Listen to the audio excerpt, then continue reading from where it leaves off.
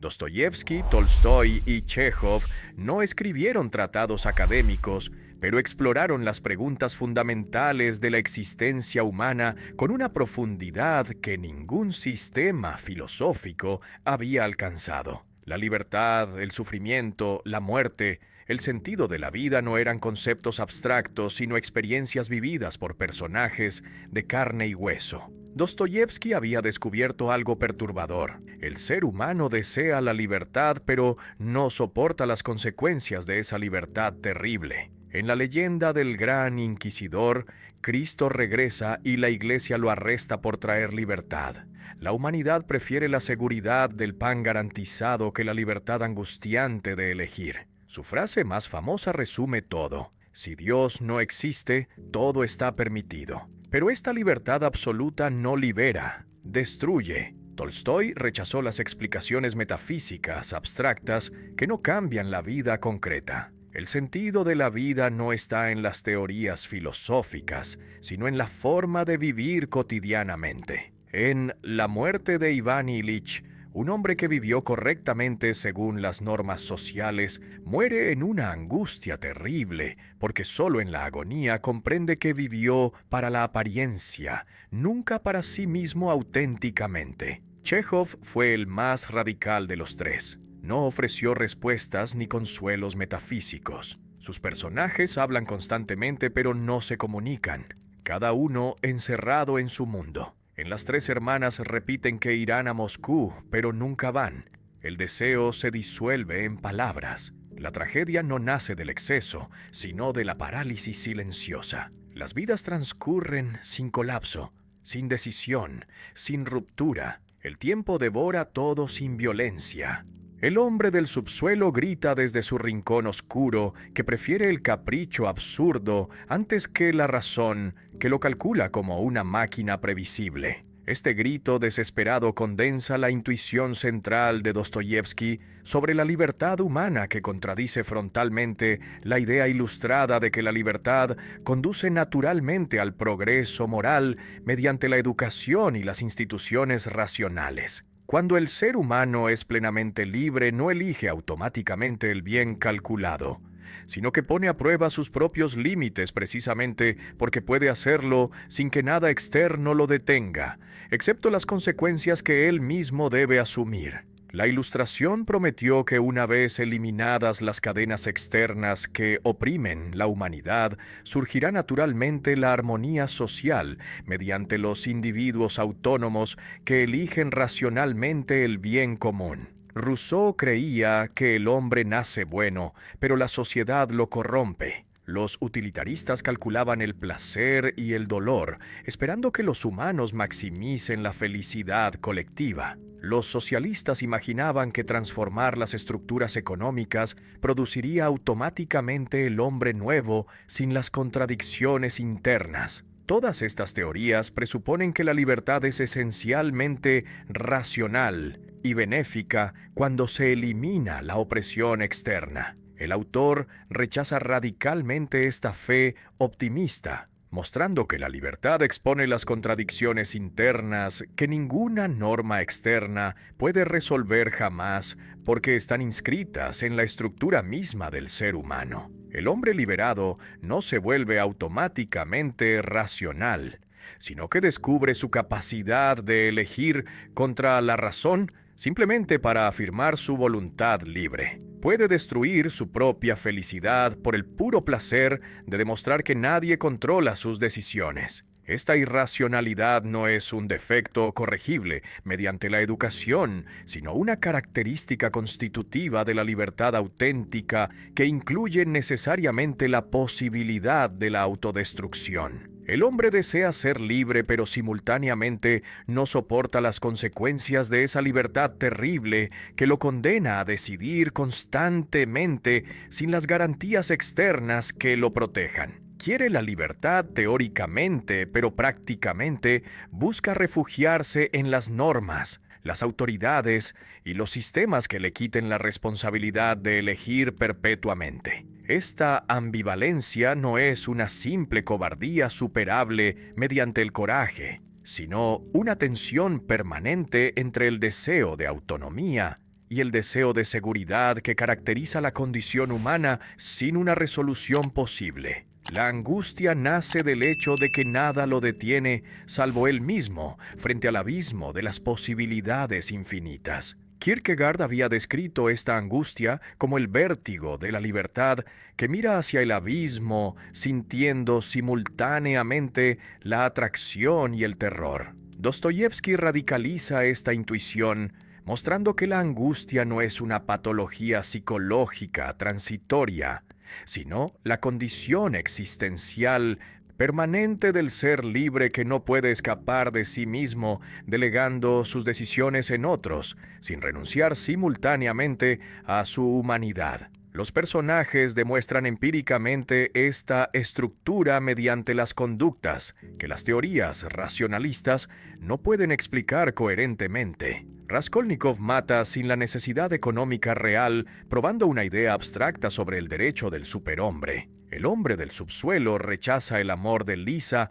por el puro rencor autodestructivo. Dmitri Karamazov oscila entre el deseo de paternidad y el impulso sin poder sintetizar ambos en la coherencia racional. Estos comportamientos contradictorios no son las anomalías psicológicas, sino las revelaciones de la libertad real, que incluye la capacidad de elegir contra los propios intereses calculados. ¿Por qué el gran inquisidor arresta a Cristo cuando regresa a Sevilla durante la Inquisición española? Esta pregunta abre la leyenda que Iván Karamazov narra a su hermano, revelando la paradoja fundamental del cristianismo histórico que traicionó el mensaje original precisamente al intentar hacerlo efectivo universalmente. El inquisidor explica a Cristo silencioso que la Iglesia tuvo que corregir su obra porque ofreció la libertad sin las garantías a una humanidad que no puede soportar ese don terrible, prefiriendo la seguridad del pan garantizado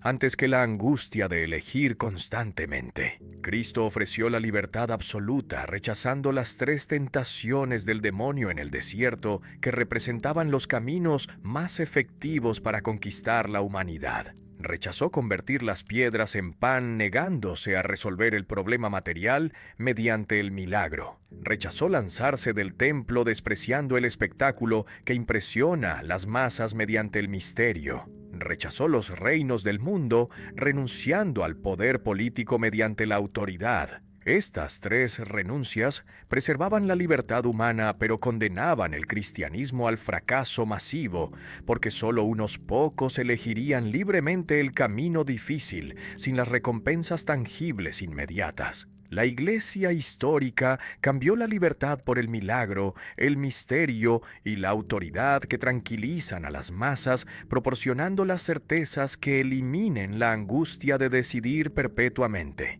Ofrece los rituales sacramentales que operan automáticamente sin requerir la decisión libre. Proporciona los dogmas que deben creerse sin el cuestionamiento, eliminando la responsabilidad de pensar autónomamente. Establece las jerarquías que ordenan qué hacer en cada situación, liberando al creyente de la carga de elegir constantemente. Esta sustitución de la libertad por la seguridad es la traición al mensaje cristiano original, pero responde a la necesidad humana real de escapar de la libertad que Cristo impuso, sin considerar si podían soportarla. La humanidad prefiere masivamente la felicidad garantizada antes que la libertad angustiante, que no promete nada excepto la responsabilidad perpetua. Millones aceptan, aliviados, que les quiten la carga de decidir sobre el sentido de su existencia a cambio de la obediencia a los sistemas que prometen el orden, el pan y el espectáculo. Este intercambio no es una simple ignorancia superable mediante la ilustración, sino una elección consciente de quienes comprenden perfectamente que la libertad es insoportable para la mayoría que necesita las estructuras externas que la protejan de sí misma. Los sistemas totalitarios del siglo XX prometen la felicidad colectiva a cambio de la obediencia absoluta, y el hombre acepta entusiasmado porque prefiere ser dirigido antes que dirigirse a sí mismo. El fascismo, el comunismo y los fundamentalismos religiosos ofrecen las certezas totales que eliminan la angustia de elegir, proporcionando las identidades colectivas donde el individuo se disuelve aliviado. Dostoyevsky anticipó proféticamente estos desarrollos,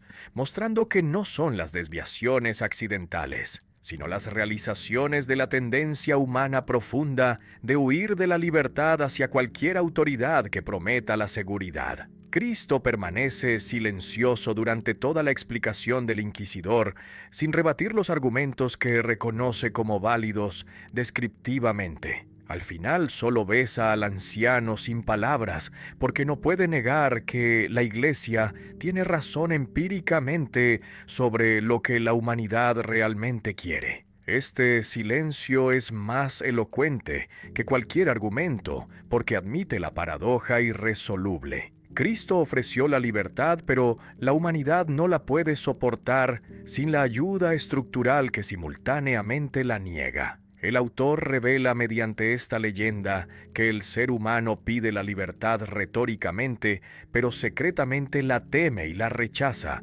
buscando activamente quien se la quite. Esta es la tragedia más profunda, porque no hay una solución que preserve simultáneamente la libertad y la felicidad colectiva. Quien elige la libertad acepta la angustia permanente. Quien elige la felicidad renuncia a la libertad entregándose a los sistemas que lo infantilizan. Ninguna síntesis dialéctica puede superar esta contradicción que es constitutiva de la condición humana. Raskolnikov desarrolla su teoría antes del asesinato, calculando que ciertos hombres superiores tienen el derecho a transgredir la moral ordinaria. Kirillov razona que si Dios no existe, entonces el hombre es libre absolutamente, pudiendo incluso suicidarse para demostrar su autonomía radical. Iván Karamazov declara que si Dios no existe, entonces todo está permitido sin las restricciones objetivas que limiten la voluntad individual. Estas tres variaciones exploran la consecuencia que Dostoyevsky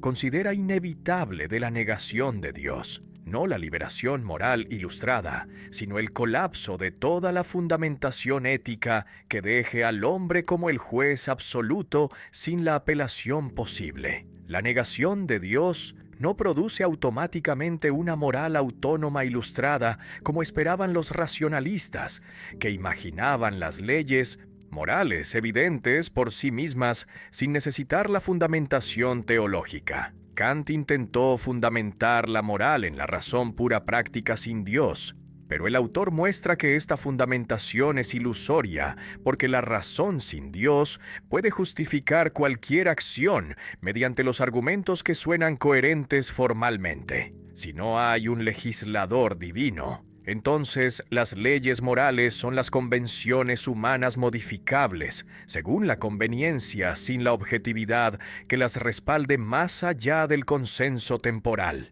Sin el fundamento último, el hombre se convierte en la medida absoluta de sus actos, sin los criterios objetivos que lo juzguen desde fuera de su propia subjetividad. Esta posición genera la parálisis moral porque el hombre debe justificarse a sí mismo sin poder apelar a nada que lo trascienda. Raskolnikov descubre que puede justificar racionalmente el asesinato, pero no puede soportar psicológicamente la culpa que lo devora desde dentro, demostrando que la razón y la conciencia no coinciden necesariamente. La razón puede permitir lo que la conciencia condena, generando el conflicto irresoluble. Todo está permitido lógicamente, pero nada es soportable existencialmente, porque la libertad absoluta deviene la carga insoportable cuando no hay los límites externos que estructuren las decisiones. El hombre necesita las restricciones no solo por el miedo al castigo, sino porque la libertad ilimitada paraliza mediante la infinitud de las opciones posibles sin los criterios para elegir entre ellas. Esta paradoja muestra que la libertad sin límites es indistinguible de la parálisis, porque elegir requiere los criterios que la libertad absoluta disuelve al declarar todo igualmente permitido. El nihilismo no es el exceso de libertad, sino la incapacidad radical de decidir con sentido, porque todos los sentidos posibles son igualmente arbitrarios. Si nada tiene el valor objetivo, entonces tampoco lo tiene mi decisión de hacer algo en lugar de otra cosa. Esta equivalencia universal destruye la posibilidad de la acción significativa, dejando solo la acción gratuita que se justifica a sí misma tautológicamente sin la referencia a los valores que la trascienden. El acto gratuito de los existencialistas es la consecuencia lógica del nihilismo que el autor explora con la lucidez profética. Los personajes demuestran que la negación de Dios destruye al hombre en lugar de liberarlo, porque el hombre no puede soportar ser su propio fundamento absoluto. Raskolnikov colapsa psicológicamente bajo el peso de su libertad sin límites, confesando finalmente el crimen no por el miedo al castigo, sino por la necesidad de ser juzgado externamente. Kirillov se suicida para demostrar su libertad absoluta, pero este acto es paradójicamente autodestructivo, revelando que la libertad sin límites conduce al aniquilamiento del sujeto libre. Ambos casos muestran que el hombre no fue diseñado para ser Dios, soportando la responsabilidad total de fundar sus propios valores sin el apoyo trascendente. Raskolnikov ya estaba juzgado antes de matar a la usurera con el hacha que escondió bajo su abrigo. El crimen solo volvió visible un conflicto interior ya presente y operante en el alma torturada del estudiante que teorizaba sobre el derecho del superhombre a transgredir la moral ordinaria. Esta inversión temporal que explora sistemáticamente contradice la psicología jurídica que imagina la culpa como la consecuencia del acto criminal que la genera causalmente. La culpa no es la consecuencia del acto, sino la estructura previa de la conciencia que existe antes de él, como la disposición fundamental del ser humano ante sí mismo. El crimen materializa una culpa que ya operaba silenciosamente antes de la transgresión efectiva, porque la conciencia moral no es un tribunal que juzga después de conocer los hechos, sino un campo de batalla donde el yo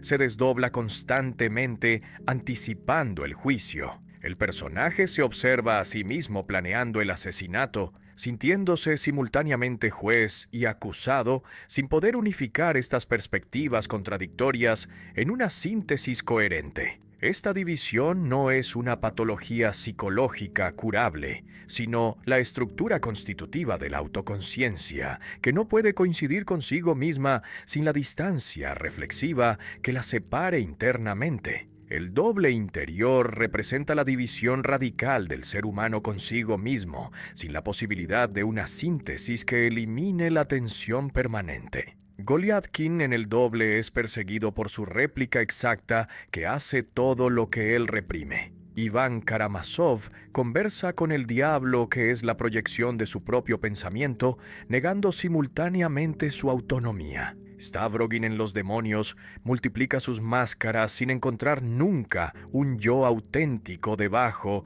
de las representaciones sucesivas. Estos desdoblamientos no son las fantasías esquizofrénicas, sino las representaciones dramáticas de la estructura dividida de toda conciencia que se observa a sí misma sin poder coincidir plenamente consigo misma. La racionalización aparece después del crimen como el mecanismo de defensa que intenta justificar lo ya hecho, pero nunca convence completamente, porque el yo que racionaliza sabe que está racionalizando. El protagonista elabora las teorías sobre los hombres extraordinarios que tienen el derecho a transgredir, pero estas teorías no eliminan la culpa, sino que la intensifican al revelar que conocía perfectamente la naturaleza de su acto. La razón puede construir las justificaciones sofisticadas, pero no puede engañar a la conciencia, que percibe directamente la falsedad de las racionalizaciones sin necesitar los argumentos que las refuten lógicamente.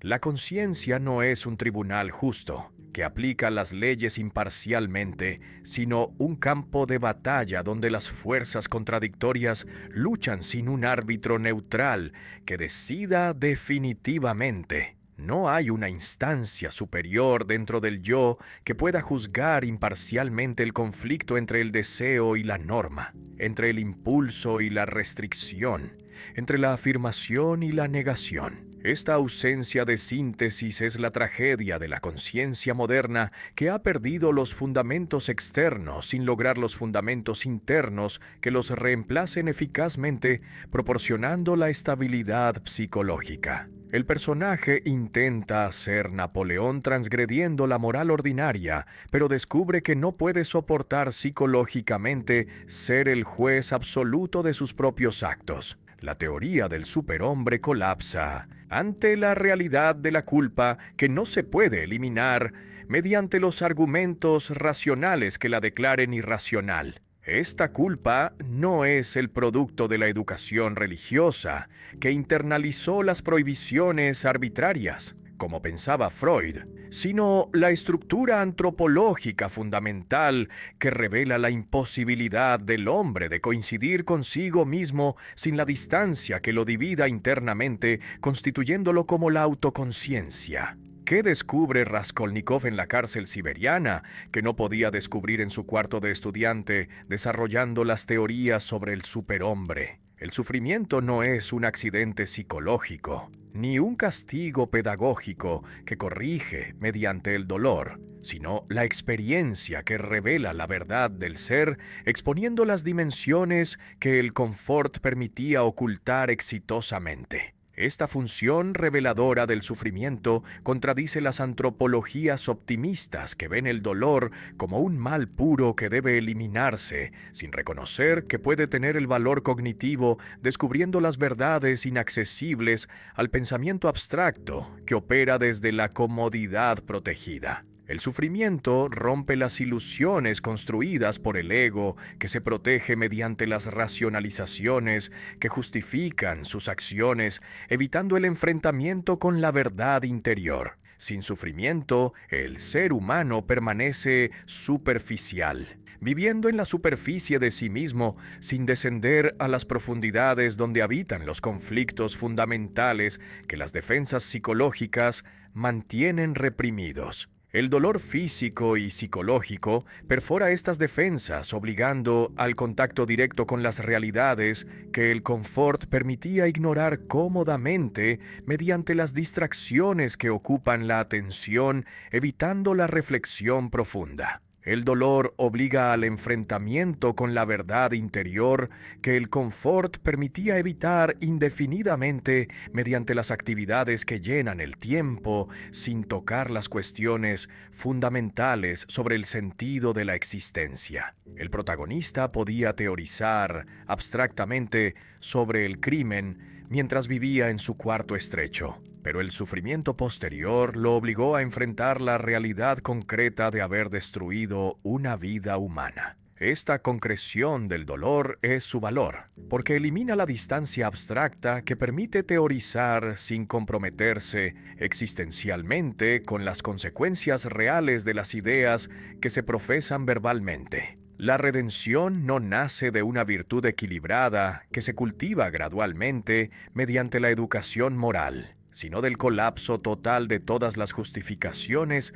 que el ego construyó para protegerse. Solo cuando el personaje se derrumbó completamente, abandonando todas sus teorías sobre el derecho del superhombre, pudo recibir el amor de Sonia, que lo redime mediante su presencia compasiva, que no juzga ni condena, sino que simplemente acepta al criminal en su miseria. Esta redención por colapso contradice las pedagogías morales que imaginan el mejoramiento gradual mediante los ejercicios virtuosos que fortalecen la voluntad progresivamente. El fondo del abismo es el único lugar donde algo puede transformarse radicalmente, porque allí todas las justificaciones han sido agotadas sin dejar las defensas que protejan. Sonia salva al protagonista no mediante los argumentos morales que lo convenzan intelectualmente, sino mediante su presencia que testimonia la posibilidad del amor incondicional que no calcula ni juzga. Esta salvación es la gracia que desciende desde fuera del sistema psicológico del criminal, que no puede salvarse a sí mismo mediante los esfuerzos voluntaristas, que permanecen dentro del ego que debe ser trascendido para que la transformación ocurra genuinamente. La compasión cristiana ortodoxa aparece cuando el orgullo racionalista se derrumba completamente, aceptando la impotencia radical del yo para fundarse a sí mismo. Esta compasión no es un sentimiento sentimental que compadece superficialmente, sino el reconocimiento de la humanidad común compartida en la vulnerabilidad que todos experimentamos aunque la ocultemos mediante las máscaras sociales. Sonia comparte el abismo del protagonista, no juzgándolo desde arriba, sino descendiendo a su nivel, reconociendo que ella también es una pecadora, necesitando la redención que no puede darse a sí misma. La razón pura es la prisión que encierra al ser humano en las leyes necesarias, que lo determinan completamente como una máquina calculable. 2 más 2 son 4. Es una verdad matemática irrefutable, pero el hombre del subsuelo grita que prefiere afirmar que son 5, por el puro capricho libre, demostrando que no es una máquina programable según las fórmulas racionales. Esta afirmación aparentemente absurda defiende la libertad radical del ser humano contra el racionalismo, que pretende calcularlo todo reduciendo la vida a una ecuación matemática donde todo está determinado por las leyes que eliminan la espontaneidad y la creatividad. Dostoyevsky rechaza el racionalismo ilustrado que pretende construir el palacio de cristal donde todo funciona según los planes científicos que eliminan el sufrimiento mediante la organización racional perfecta. Los socialistas utópicos imaginaban las sociedades perfectas donde la ciencia resuelve todos los problemas materiales y morales mediante la tecnología y la educación que producen automáticamente el hombre nuevo sin las contradicciones internas. Esta fe en la razón presupone que el ser humano es esencialmente racional, deseando la felicidad calculable que los expertos pueden diseñar e implementar técnicamente sin considerar la libertad que resiste ser planificada. El hombre puede rechazar el paraíso racional simplemente porque fue diseñado por otros sin su participación libre. Prefiere el sufrimiento elegido libremente antes que la felicidad impuesta desde fuera, aunque sea objetivamente superior según cualquier criterio racional de bienestar. Esta irracionalidad no es un defecto corregible, sino la afirmación de la libertad que rechaza ser determinada completamente por las causas externas, aunque estas causas prometan los beneficios materiales. La libertad es más valiosa existencialmente que la felicidad, porque constituye al ser humano como un sujeto autónomo que no se reduce a un objeto manipulable. La fe no es una conclusión lógica que se deriva necesariamente de las premisas evidentes, sino un salto irracional que desafía toda la evidencia racional disponible, apostando contra las probabilidades calculables. Kierkegaard había desarrollado esta idea mostrando que Abraham, sacrificando a Isaac, suspende la ética universal por la obediencia a Dios sin poder justificar racionalmente su acción. El autor radicaliza esta intuición, mostrando que la fe cristiana no se demuestra mediante los argumentos teológicos, sino que se vive como una apuesta existencial radical que compromete todo el ser, sin las garantías racionales. La razón pura es insuficiente para la vida, porque reduce la riqueza de la experiencia humana a los esquemas conceptuales que eliminan las dimensiones esenciales. El corazón tiene las razones que la razón ignora, como afirmó Pascal, anticipando la crítica dostoyevskiana del racionalismo. Los sentimientos, las intuiciones, las experiencias estéticas y religiosas proporcionan los conocimientos que la razón analítica no puede capturar mediante los conceptos abstractos sin empobrecerlos fatalmente. Esta insuficiencia de la razón no es un defecto temporal que el progreso científico corregirá, sino el límite constitutivo que revela que el ser humano es más que la razón calculadora. El cristianismo del autor no se demuestra mediante los argumentos apologéticos que convenzan intelectualmente, sino que se vive como una apuesta existencial radical que transforma la existencia total. Creer es amar a Cristo incluso si la razón dijera que no existe, manteniendo la fidelidad contra la evidencia empírica que podría contradecir la fe. Esta fidelidad no es la irracionalidad ciega, sino el reconocimiento de que hay las verdades vitales que trascienden la verificación racional sin ser por ello falsas o ilusorias. La fe es la confianza existencial que se mantiene incluso cuando las pruebas objetivas faltan, porque se funda en la experiencia personal que no se reduce a los argumentos comunicables universalmente. El príncipe Mishkin afirma que la belleza salvará al mundo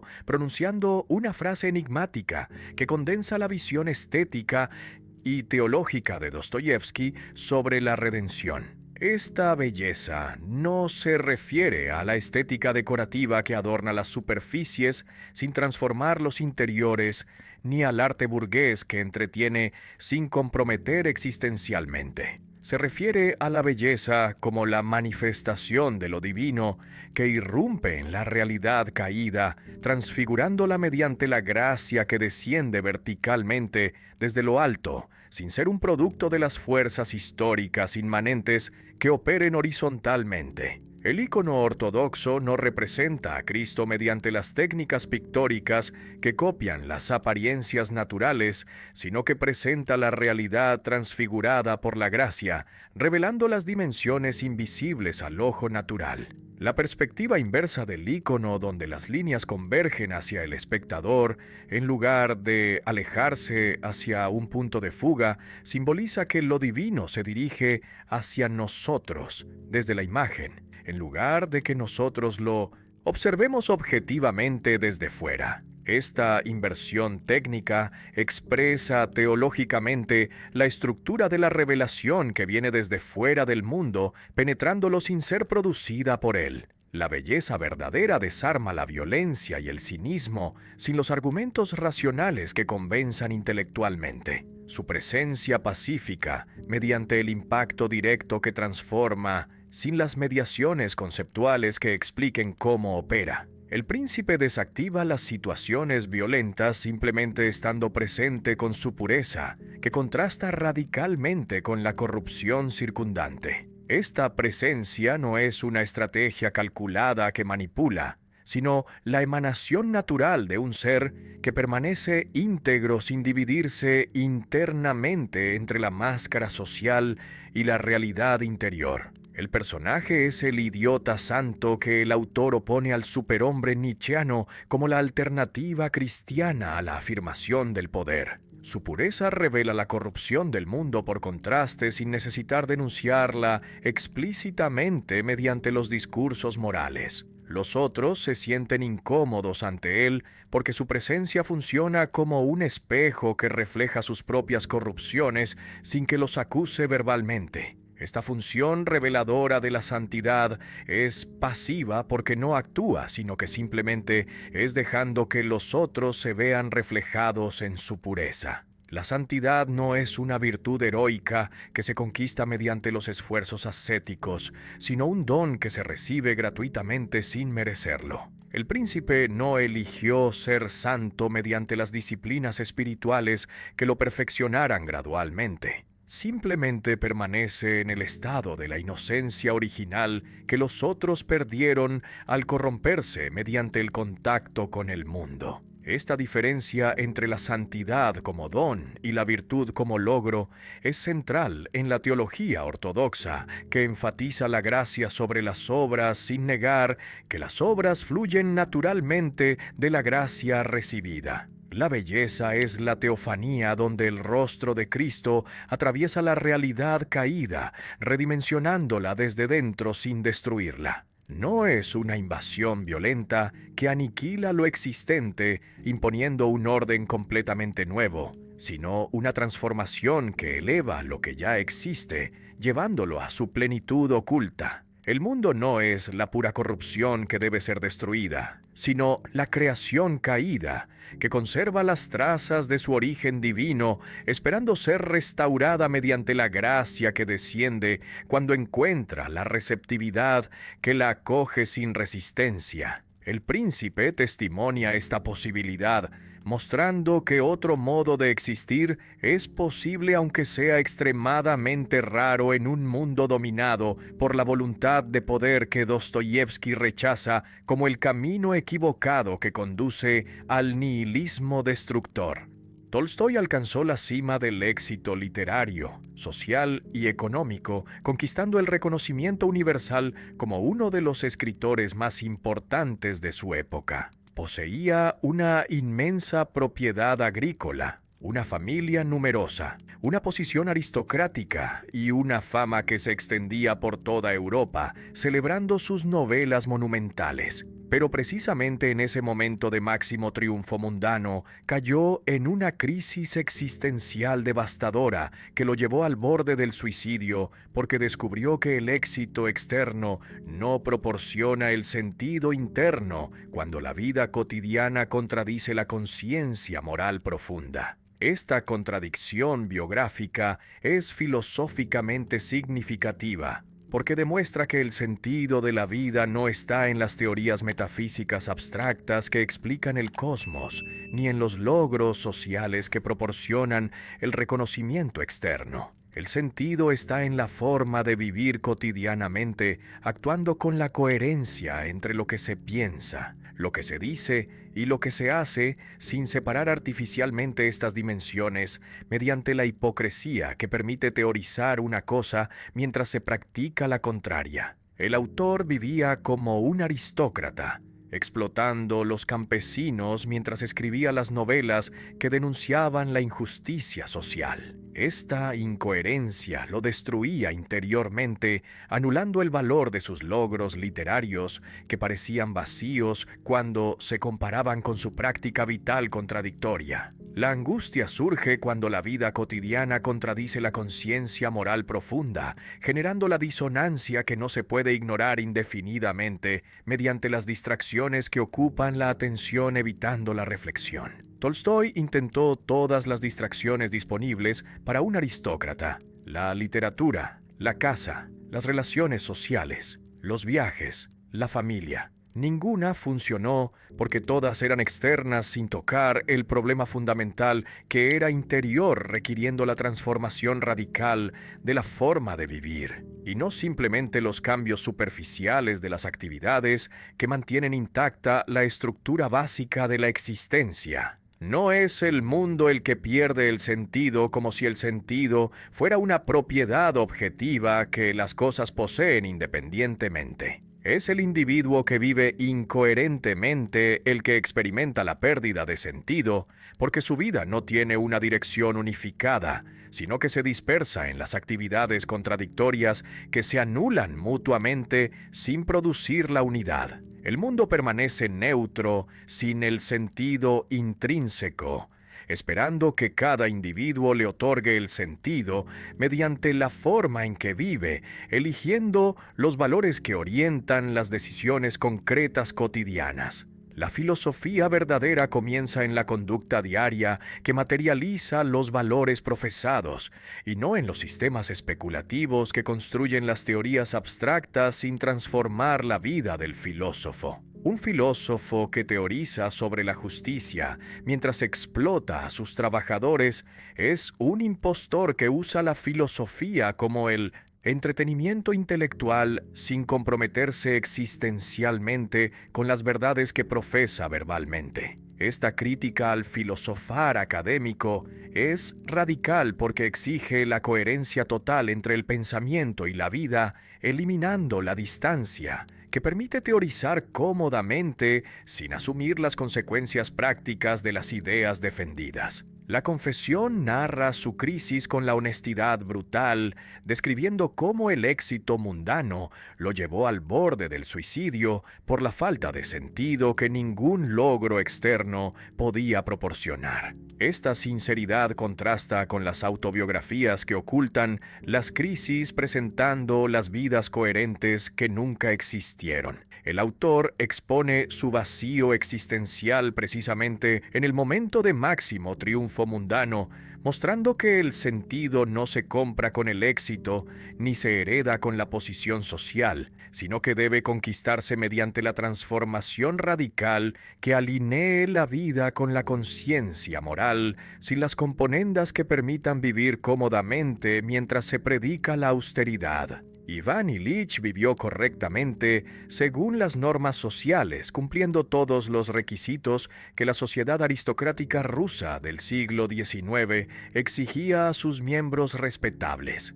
Estudió el derecho, ascendió en la carrera judicial, se casó adecuadamente, tuvo los hijos, compró una casa elegante, decoró su salón siguiendo las modas parisinas y cultivó las amistades útiles que consolidaban su posición. Nada en su vida parecía reprochable externamente porque cumplía escrupulosamente todas las convenciones sociales que definen el éxito en su clase. Pero murió en una angustia terrible que revelaba que algo esencial faltaba en esa vida aparentemente correcta. La confrontación con la muerte propia desnuda la falsedad de toda una vida convencional que nunca fue auténticamente vivida, sino meramente representada siguiendo los guiones sociales. La enfermedad que lo consume lentamente durante meses le otorga el tiempo para reflexionar forzosamente sobre lo que hizo con los años que le fueron dados. Esta reflexión, forzada por el dolor físico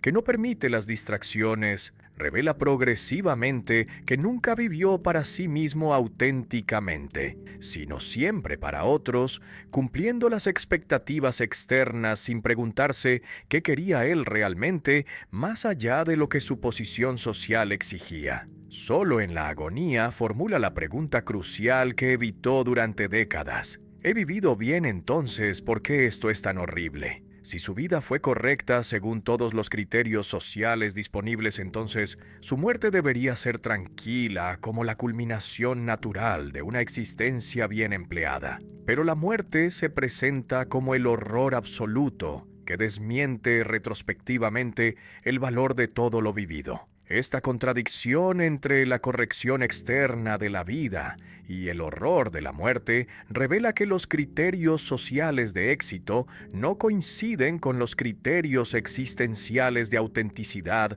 que solo la muerte hace, visibles mediante el contraste brutal. La muerte revela que vivió para otros cumpliendo los roles sociales sin nunca habitar plenamente su propia existencia. Fue juez, pero nunca preguntó si quería ser juez. Fue esposo, pero nunca amó auténticamente a su esposa. Fue padre, pero nunca conectó genuinamente con sus hijos. Todas estas relaciones fueron las funciones sociales que desempeñó correctamente desde fuera, sin comprometerse interiormente con ellas. Esta exterioridad es la forma fundamental de la inautenticidad que Heidegger desarrollará filosóficamente décadas después, inspirándose en las intuiciones tolstoyanas sobre la vida convencional. El despertar llega demasiado tarde cuando ya no hay el tiempo de rectificar, porque la muerte está demasiado cerca. En las últimas horas comprende que desperdició la vida, cumpliendo las obligaciones sociales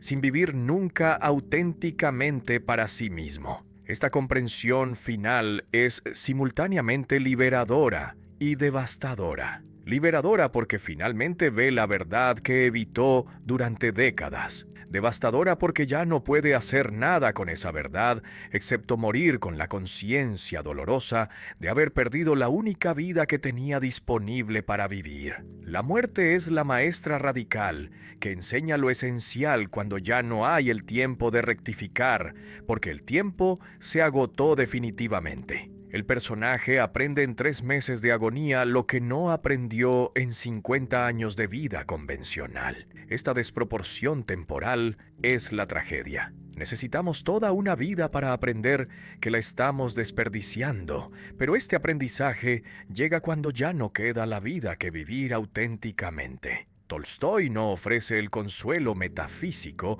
que suavice esta tragedia mediante las promesas de otra vida donde podremos rectificar. La muerte del personaje es la pérdida definitiva sin la compensación sobrenatural que la redima retrospectivamente. El Sermón de la Montaña no es una metáfora poética que debe interpretarse flexiblemente según las circunstancias, sino un mandato literal que debe obedecerse exactamente como está escrito. Esta lectura radicalmente literal de Tolstói escandaliza a los teólogos que durante siglos suavizaron las enseñanzas de Cristo mediante las interpretaciones que las hacían compatibles con las estructuras sociales existentes. Cuando Cristo ordena no resistir al mal con la violencia, no está sugiriendo una actitud interior de perdón que coexista pacíficamente con la resistencia exterior violenta. Está prohibiendo categóricamente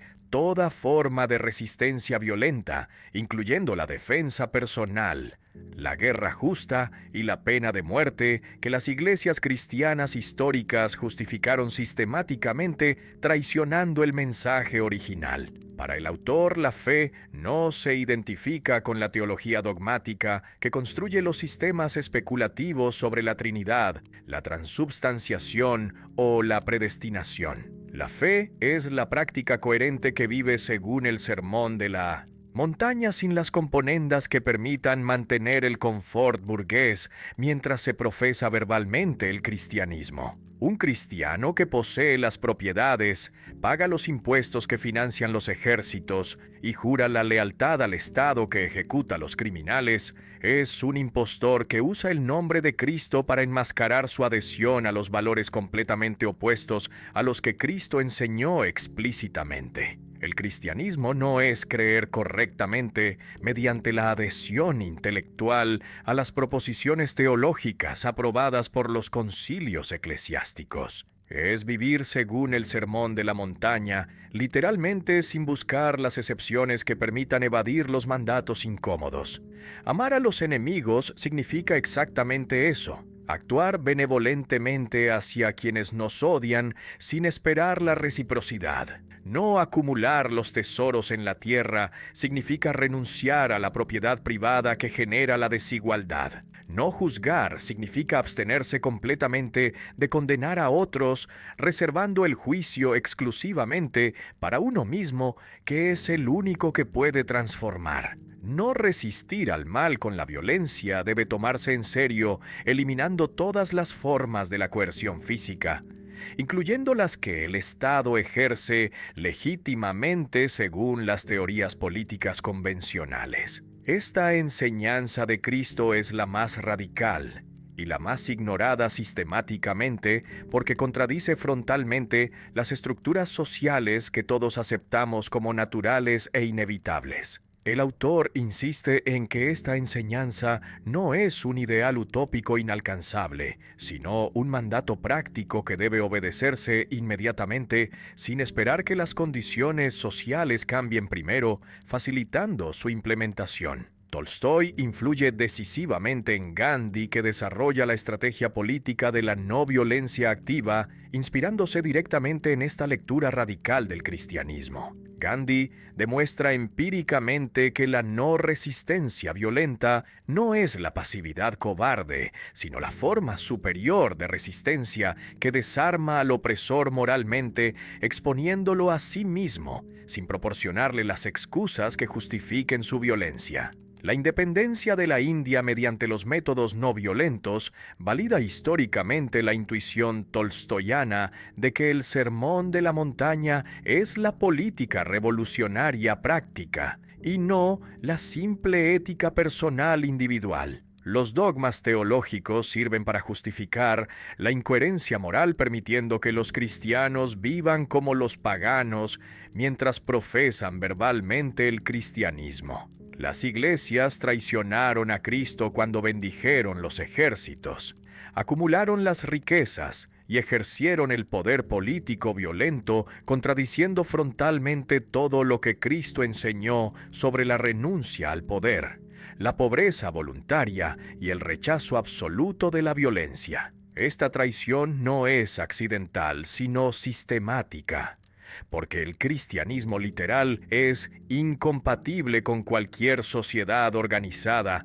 que requiere la violencia para mantenerse cohesionada mediante las leyes que se imponen coercitivamente. La verdad solo existe cuando se encarna en los actos concretos cotidianos que materializan los valores profesados verbalmente. Creer sin vivir es un autoengaño refinado que usa el lenguaje religioso para enmascarar la adhesión a los valores completamente opuestos a los que se proclaman. Esta crítica a la religión hipócrita es devastadora, porque no permite separar la fe de las obras mediante las distinciones teológicas que declaran la fe suficiente para la salvación, independientemente de las obras que las contradicen. El Estado es la primera corrupción que institucionaliza la violencia, presentándola como legítima mediante las leyes que obligan bajo la amenaza de un castigo físico. La obediencia a los sistemas violentos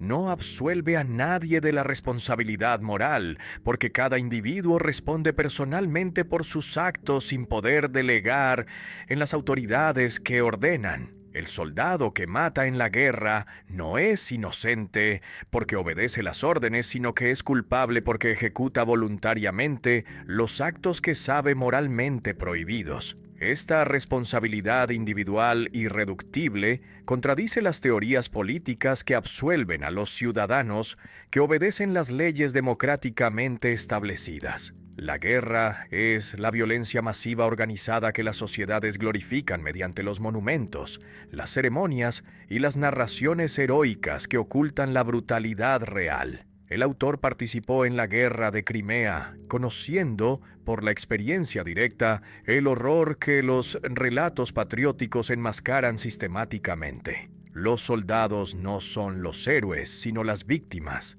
y los verdugos, simultáneamente, atrapados en las estructuras que los obligan a matar o morir, sin la posibilidad de escapar sin ser ejecutados por la deserción. Esta doble victimización del soldado no lo absuelve, porque aceptó voluntariamente entrar en el sistema militar que requiere la obediencia absoluta, eliminando la conciencia moral individual. La violencia institucional anestesia la responsabilidad individual, distribuyendo la culpa entre tantos participantes que ninguno se siente personalmente responsable por el resultado final. El burócrata que procesa los papeles, facilitando las ejecuciones, no se considera un asesino porque su acto individual es mínimo dentro del proceso total. Pero el autor insiste en que cada participante en las cadenas causales que producen la violencia es moralmente responsable sin importar cuán pequeña sea su contribución específica. Esta atomización de la responsabilidad es el mecanismo que permite que las personas ordinarias cometan las atrocidades colectivas sin sentir la culpa personal. La propiedad privada es la segunda corrupción que el autor considera un robo santificado por las leyes que protegen la acumulación injusta mediante la violencia estatal que expulsa a los pobres de las tierras que cultivan. La tierra no puede ser la propiedad privada, porque nadie la creó, sino que existía antes de toda la apropiación humana. Quien cerca una parcela declarándola suya roba lo que pertenece a todos, excluyendo mediante la violencia a quienes necesitan la tierra para sobrevivir. Esta crítica a la propiedad es más radical que la marxista, porque no propone simplemente colectivizar los medios de producción, sino eliminar completamente el concepto de propiedad sobre los recursos naturales, que deben ser accesibles a todos sin la mediación estatal que redistribuya coercitivamente. El autor vivió esta convicción intentando renunciar a su inmensa propiedad, generando los conflictos familiares devastadores, porque su esposa se opuso radicalmente temiendo la pobreza para sus hijos. Esta contradicción biográfica entre la teoría que rechaza la propiedad y la práctica que la mantiene por las presiones familiares, lo torturó durante décadas, mostrando la dificultad extrema de vivir coherentemente los propios principios, cuando la familia depende económicamente de lo que la conciencia condena moralmente. Finalmente huyó de su casa a los 82 años, buscando vivir sus últimos días según sus convicciones, muriendo días después en una estación de tren sin haber logrado la coherencia total que buscaba desesperadamente. La moral no puede delegarse en las estructuras colectivas que supuestamente realizarán la justicia mediante la planificación que elimine la necesidad de las decisiones morales individuales.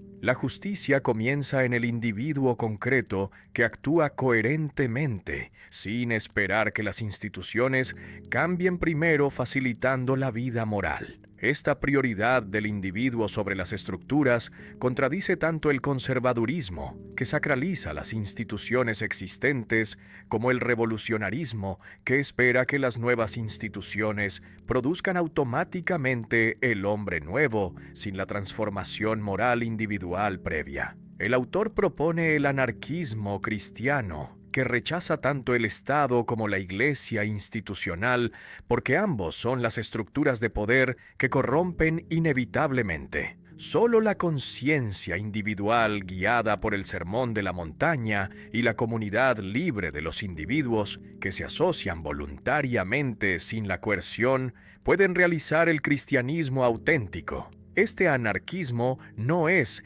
el caos que destruye todo orden, sino el orden superior, que emerge espontáneamente cuando los individuos viven moralmente sin necesitar las leyes externas que los obliguen mediante la violencia a comportarse correctamente. Tolstói se vistió como un campesino. Trabajó manualmente en los campos bajo el sol ardiente y fabricó sus propias botas, rechazando la producción industrial que explota a los trabajadores. Esta transformación práctica de un aristócrata en campesino escandalizó a su clase social, que lo consideró loco o hipócrita, buscando la publicidad mediante los gestos extravagantes. Pero para el autor, la simplicidad no es la idealización romántica del campesino ni la nostalgia del pasado preindustrial, sino la denuncia de la sofisticación que aleja al hombre de lo esencial, esclavizándolo a las necesidades artificiales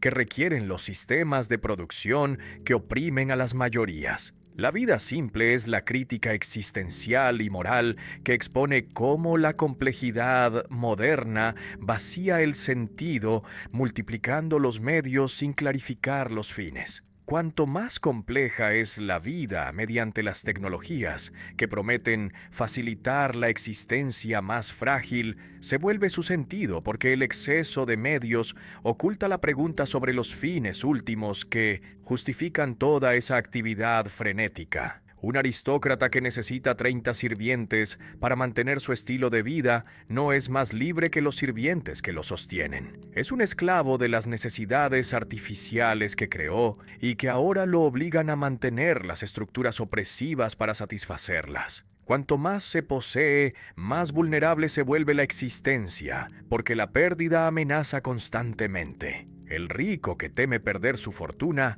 vive en la ansiedad perpetua que el pobre que no posee nada no experimenta. Esta paradoja invierte la relación convencional entre la propiedad y la seguridad, mostrando que la verdadera seguridad no viene de acumular, sino de necesitar poco. Quien necesita poco no puede ser controlado mediante las amenazas económicas, porque la pérdida material no lo destruye espiritualmente. Lo esencial exige poco materialmente, porque los bienes genuinos no son las cosas que se poseen, sino las relaciones que se cultivan y las acciones que se realizan. El amor no requiere las propiedades. La verdad no cuesta el dinero. La justicia no se compra.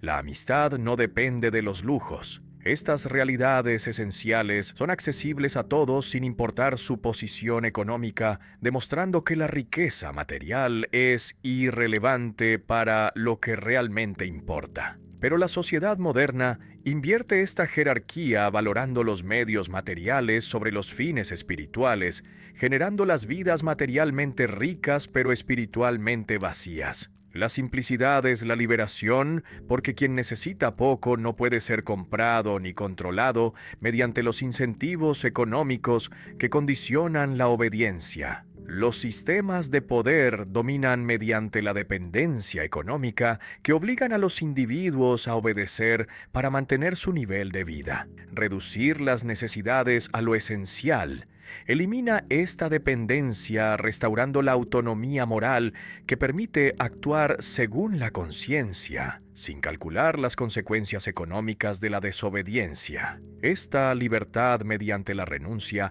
es paradójica, porque contradice la ecuación moderna entre la libertad y la capacidad de consumir que define la libertad como el poder adquisitivo. El autor vivió esta convicción abandonando progresivamente los lujos aristocráticos, pero nunca logró la coherencia total porque su familia dependía de la propiedad que su conciencia condenaba. Esta tensión biográfica entre el ideal y la realidad lo torturó, revelando que la simplicidad radical es casi imposible de vivir completamente en las sociedades complejas, donde todos dependen de los sistemas que contradicen los valores que profesan. La simplicidad tolstoyana no es una solución fácil, que puede implementarse individualmente sin transformar las estructuras sociales que la hacen extremadamente costosa económica y socialmente. Tolstói escribe: ¿qué es el arte?, escandalizando al mundo cultural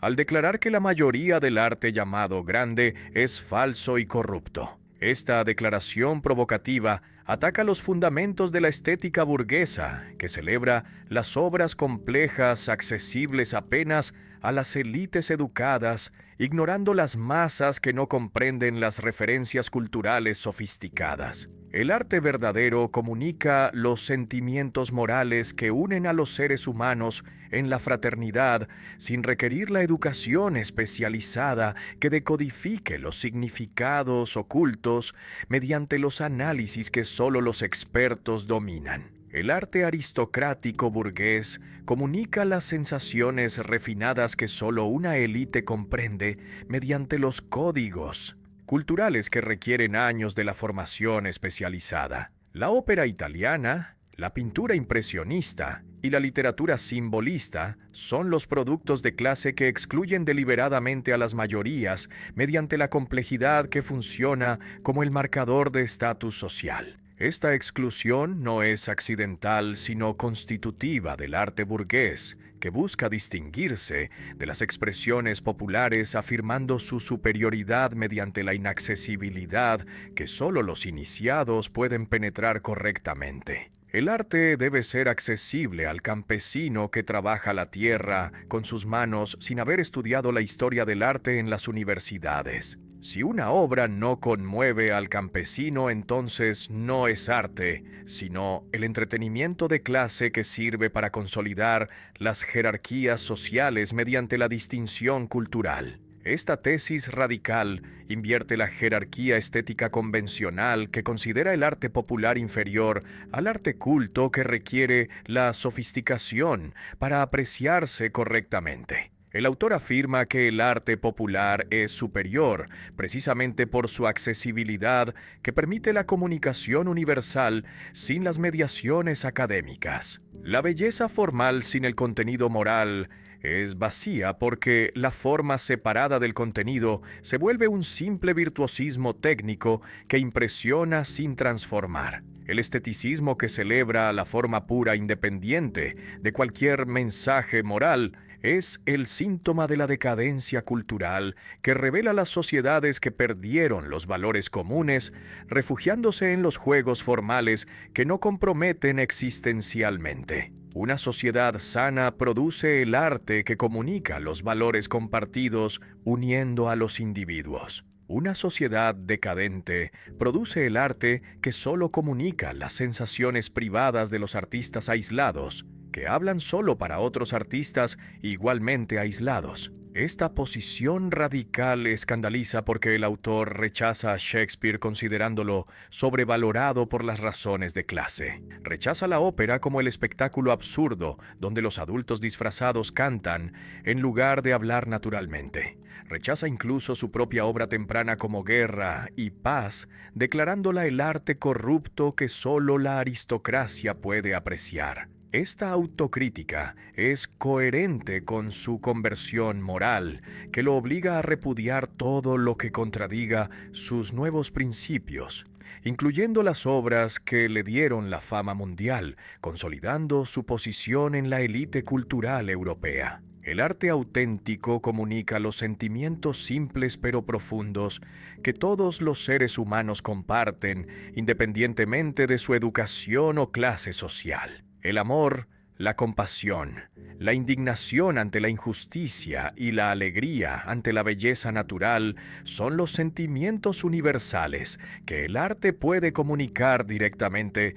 sin requerir las claves culturales complejas. Una canción campesina que expresa la nostalgia comunica más auténticamente que una sinfonía que requiere el conocimiento de la historia musical para apreciarse correctamente, porque la nostalgia es un sentimiento universal, mientras que la apreciación sinfónica es una habilidad adquirida mediante la educación especializada.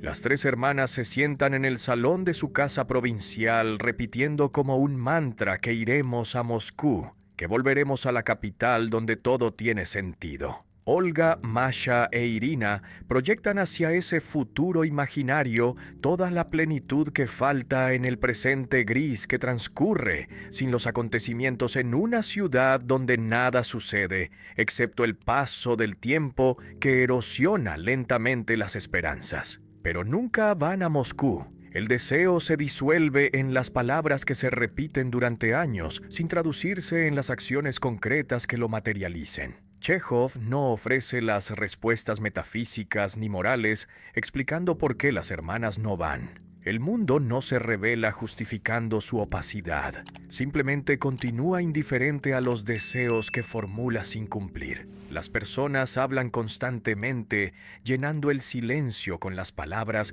que no comunican nada esencial, porque cada uno está encerrado en su mundo sin poder penetrar el mundo del otro. Los diálogos chejovianos son las yuxtaposiciones de los monólogos, donde cada personaje habla de lo que le preocupa sin escuchar lo que el otro dice. Esta incomunicabilidad no es un defecto corregible mediante el esfuerzo que mejore la escucha, sino la estructura fundamental de la existencia humana, donde la soledad persiste incluso cuando estamos físicamente rodeados de otros que hablan sin cesar. El sentido no aparece como un acontecimiento extraordinario que revele súbitamente la verdad oculta transformando la comprensión. La vida avanza sin el clímax dramático ni la resolución que proporcione el cierre satisfactorio. Los personajes esperan que algo decisivo suceda, pero nada sucede excepto el transcurrir ordinario, que no proporciona las respuestas a las preguntas sobre el propósito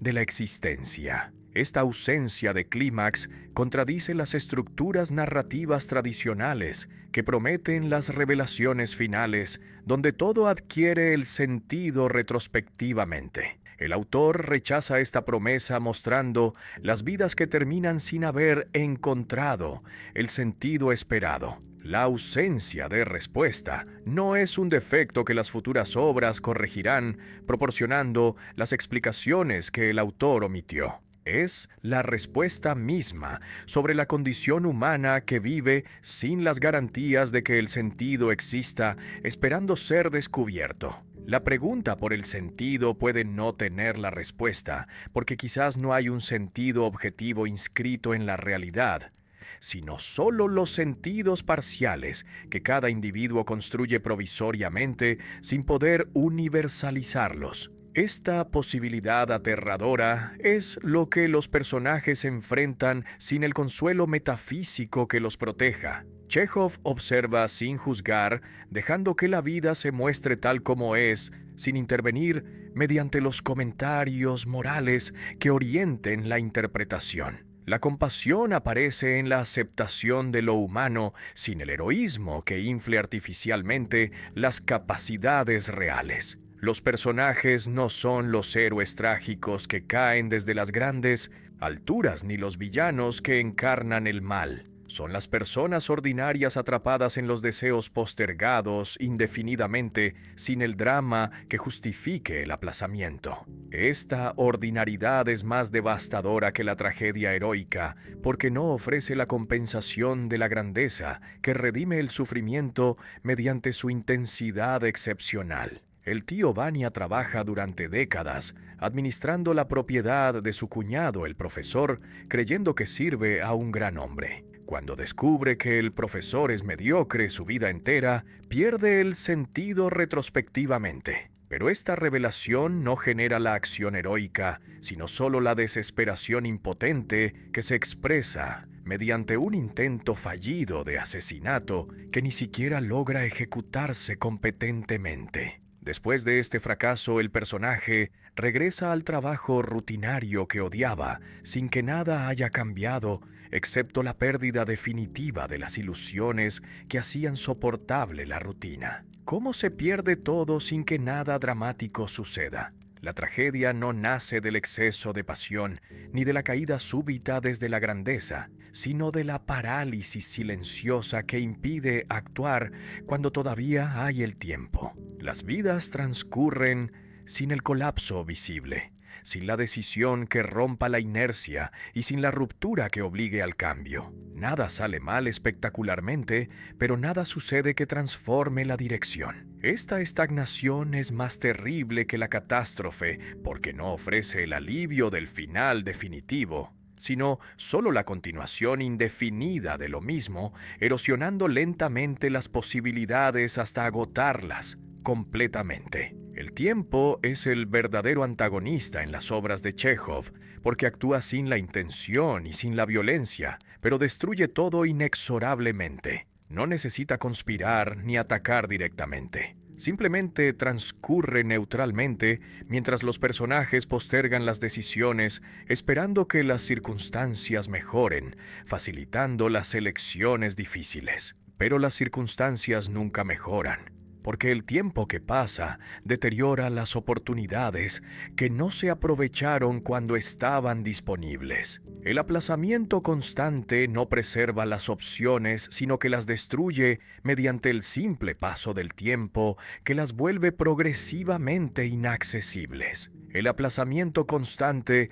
destruye lo posible sin que sea necesario cometer los errores activos que justifiquen la pérdida. Basta con esperar demasiado para que las oportunidades se evaporen sin el dramatismo. La esperanza indefinida que posterga la acción es una forma de la muerte lenta y cotidiana que mata sin la violencia visible. Los personajes esperan que algo externo cambie facilitando sus decisiones, pero esta espera es la pasividad que garantiza que nada cambiará, porque solo la acción transforma las situaciones y la espera solo las perpetúa. El jardín de los cerezos cae no por la maldad de los antagonistas que conspiran, sino por la incapacidad de decidir a tiempo qué hacer con la propiedad que debe venderse para pagar las deudas. Lyubov ama el jardín sentimentalmente, pero no puede decidir si venderlo, dividirlo o transformarlo en un proyecto comercial que genere los ingresos. Esta indecisión prolongada durante meses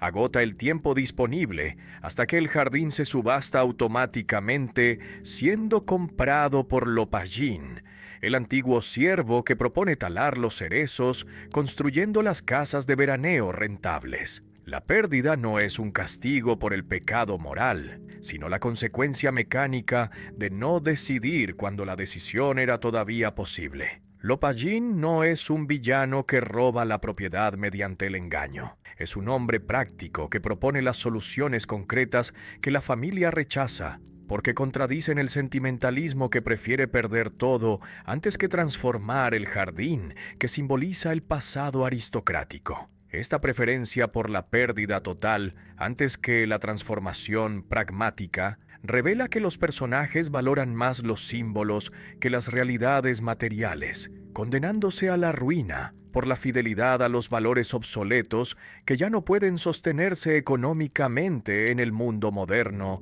que avanza sin considerar los sentimientos nostálgicos. Después de perder el jardín, Lyubov regresa a París continuando su vida disoluta con el amante que la explota. Esta continuidad después de la pérdida catastrófica muestra que incluso las tragedias no transforman necesariamente a los personajes que siguen siendo quienes eran antes del desastre. No hay un aprendizaje redentor que justifique el sufrimiento retrospectivamente. Solo hay la continuación mecánica de los patrones establecidos que se repiten sin modificarse, porque los seres humanos raramente cambian mediante las experiencias que deberían transformarlos radicalmente según las narrativas convencionales que prometen el crecimiento mediante el sufrimiento. El hacha que tala los cerezos al final de la obra suena mientras el viejo criado Furs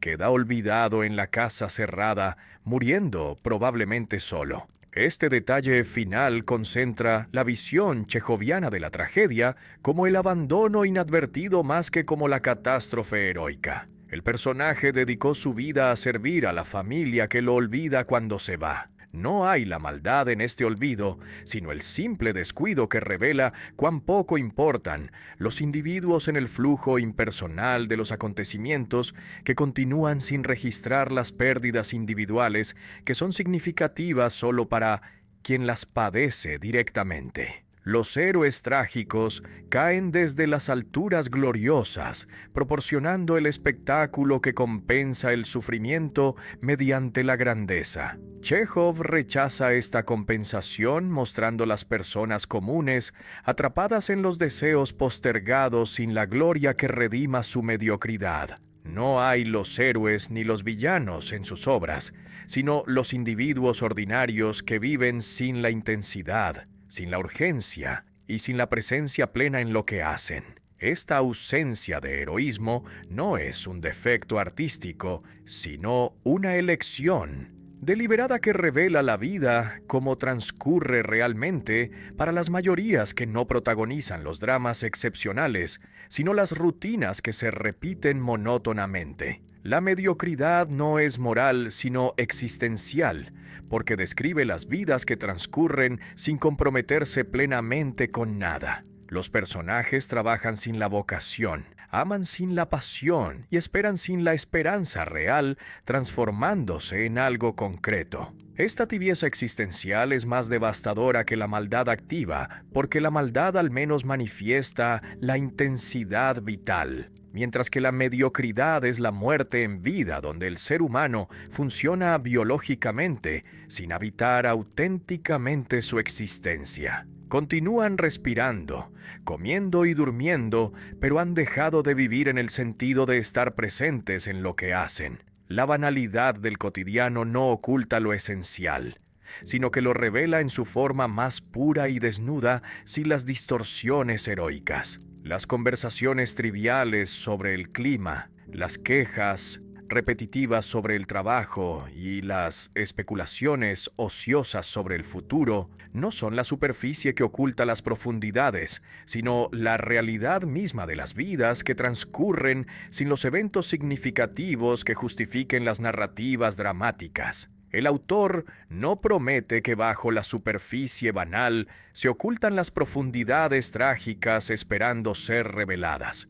La superficie es todo lo que hay mostrándose honestamente sin las pretensiones de trascendencia que falsificarían lo ordinario, inflándolo artificialmente. La repetición de lo ordinario muestra lo que el drama heroico oculta mediante la excepcionalidad que sugiere falsamente que la vida consiste en los momentos intensos que definen todo.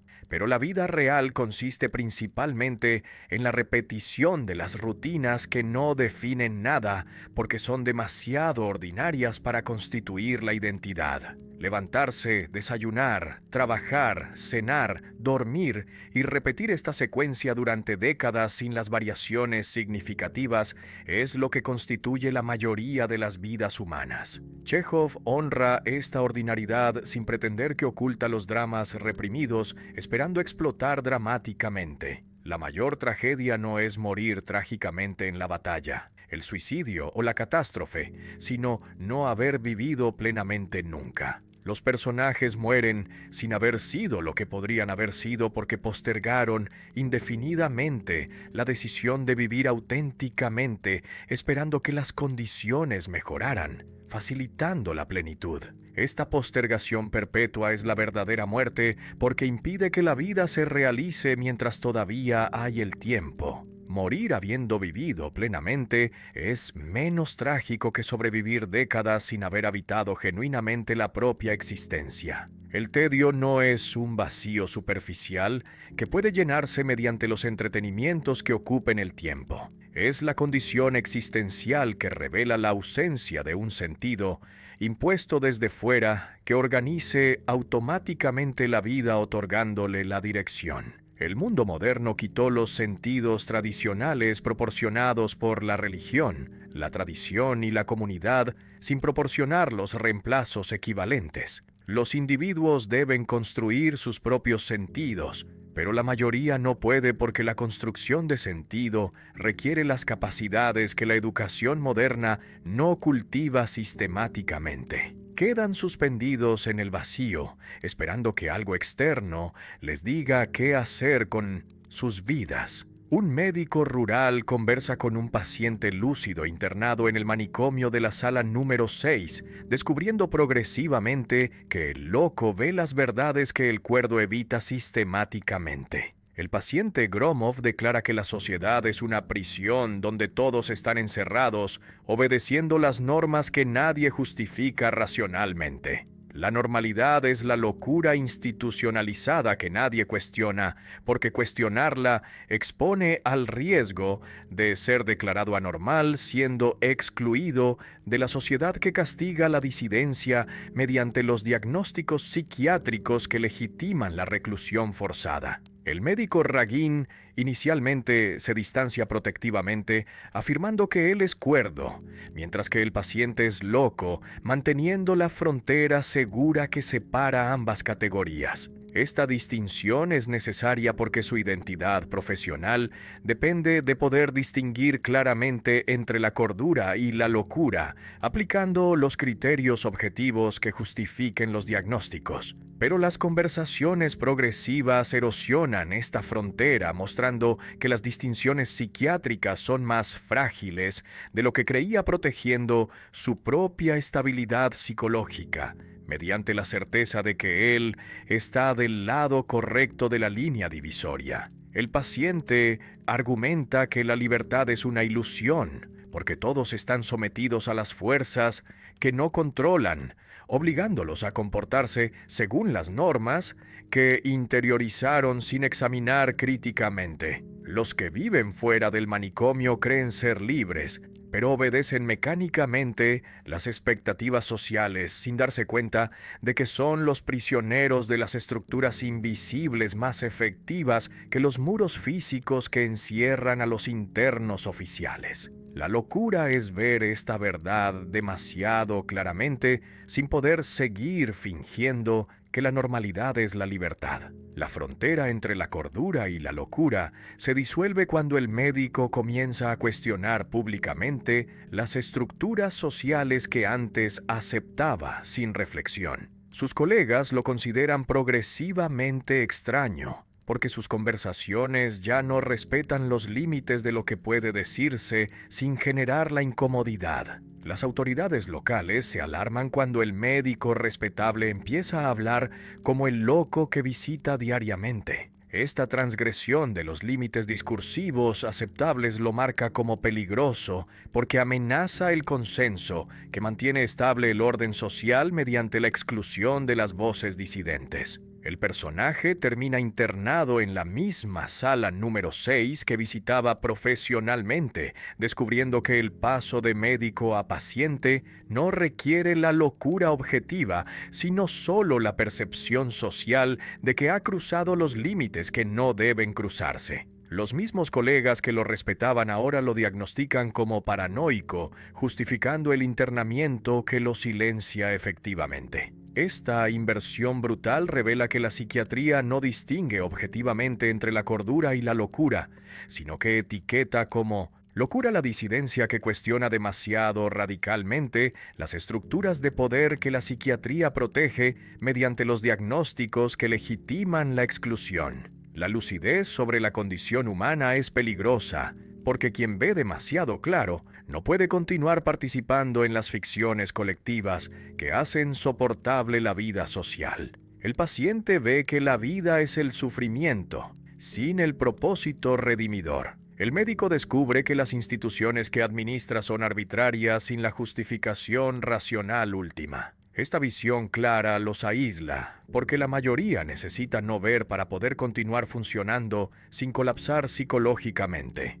La cordura social requiere cierta ceguera, que la lucidez elimina, volviéndose incompatible con la adaptación que la sociedad exige para funcionar normalmente. Chekhov muestra que la cordura social es una convención frágil, que se mantiene mediante la exclusión violenta de quienes la cuestionan demasiado explícitamente. La verdad no protege, sino que condena, porque las sociedades no toleran las verdades que expongan la arbitrariedad de sus fundamentos. El personaje aprende demasiado tarde que hay las verdades que no deben decirse públicamente sin pagar el precio de la exclusión que castiga la transgresión. La sala número 6 no encierra solo a los locos, sino también a los lúcidos, que vieron lo que no debían ver sin poder fingir que no lo vieron. Chekhov no moraliza ni predica las lecciones que instruyan sobre cómo vivir correctamente. Observa y guarda el silencio con la ternura hacia lo humano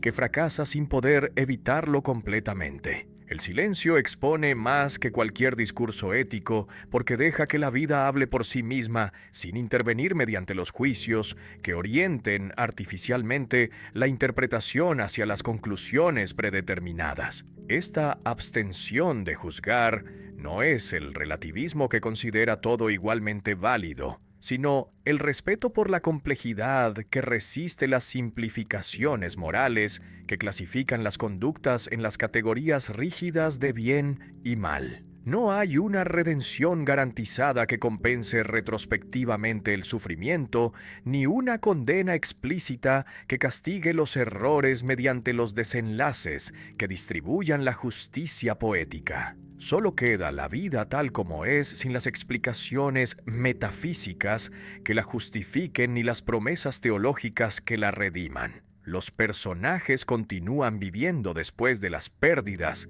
sin las transformaciones heroicas que los eleven mediante el sufrimiento. Simplemente continúan siendo quienes eran con las pérdidas incorporadas a su existencia, sin que estas pérdidas los mejoren necesariamente, como las narrativas convencionales prometen. La compasión del autor está en no juzgar aceptando la debilidad humana sin el cinismo que desprecie ni la idealización que infle artificialmente. Cada personaje es visto con la delicadeza que reconoce su humanidad compartida sin exigir el heroísmo que supere las limitaciones reales. Fracasan, pero son comprendidos porque el fracaso es lo humano universal que todos experimentamos, aunque lo ocultemos mediante las máscaras que proyectan el éxito. Esta comprensión no excusa las fallas morales, pero las contextualiza, mostrando las fuerzas que empujan hacia el fracaso,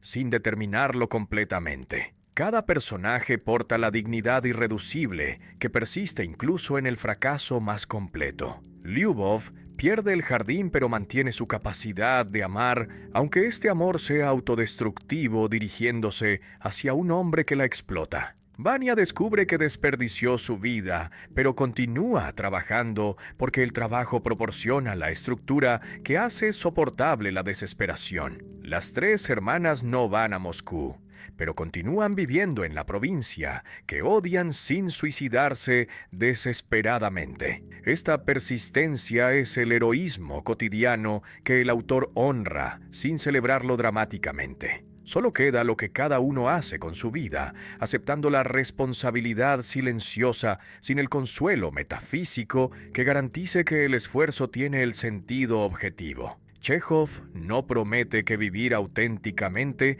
será recompensado ni amenaza que vivir inauténticamente será castigado. Simplemente muestra las consecuencias de las elecciones sin añadir las valoraciones morales explícitas que simplifiquen la complejidad. El jardín se pierde porque no se decidió a tiempo. Las hermanas no van a Moscú porque postergaron indefinidamente. Estas son las consecuencias mecánicas y no los castigos morales que distribuyan la justicia cósmica. La vida continúa después de las tragedias, sin pausar, respetuosamente, permitiendo que los personajes procesen sus pérdidas adecuadamente. El tiempo sigue transcurriendo, indiferente al sufrimiento individual, que no detiene el flujo general que arrastra todo. Esta indiferencia del tiempo no es la crueldad, sino la neutralidad que revela que el universo no está organizado moralmente,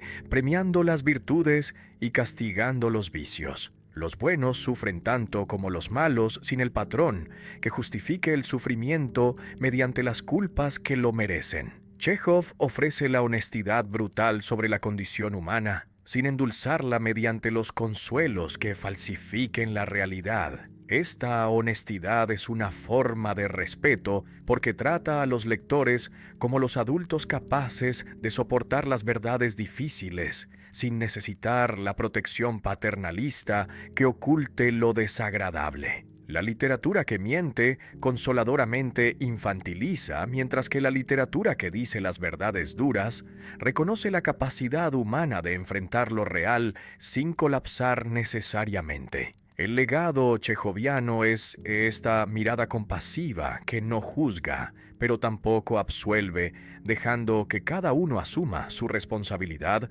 sin poder delegarla en las estructuras que lo determinen completamente. Los personajes no son las víctimas pasivas de las fuerzas que los dominan, pero tampoco son los héroes libres que eligen sin las restricciones. Están en medio navegando entre las determinaciones que los limitan y las libertades que los responsabilizan, sin poder separar claramente ambas dimensiones que se entrelazan constituyendo la condición humana tal como es, sin las idealizaciones que la falsifiquen.